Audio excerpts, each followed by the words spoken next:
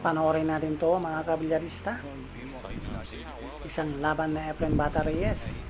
At talagang medyo minalit po sa Efren dito ng 20 years na best player ng Amerika. At inakalang walang ibubuga sa Efren Bata sa larong ito. Ito ay larong one packet. Final match mga kabilyarista. At napagaling ang kalaban na Efren dito. Isang astig naman lalaro ng Amerika.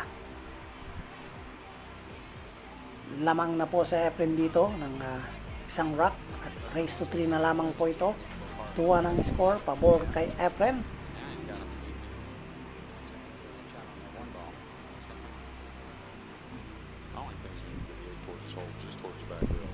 So nag-safety shot ang kalaban na Efren. At wala po siyang tira sa kanyang packet.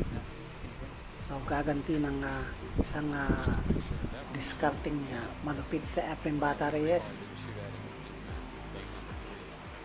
So lamang po ng bola ang kalaban dito. 4-3 ang score nila.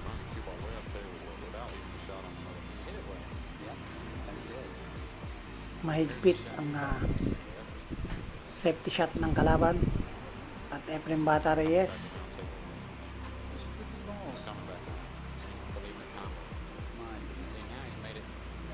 Medyo iniwanan niya ng butas ang kanyang kalaban, pero tignan natin kung dadan ba sa kanyang pocket.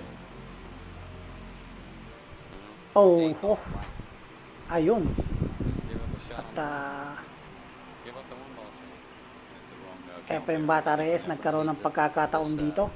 Muntik siyang na-shot ng kalaban ng bola 8 sa kanyang pocket at iniwan niyang open kay Efren Bata ang mga bola.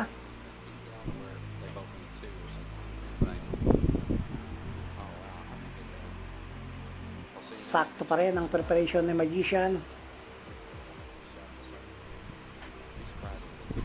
Pang-anim na bola para kay Efren. So dalawa na lang ang kailangan niya dito.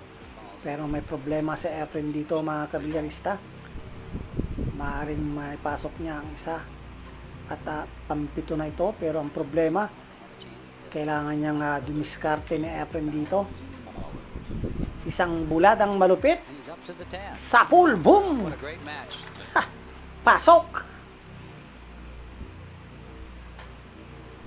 Inakala nila na hindi po makakalaban sa Efren dito at walang ibubuga, pero tinapos na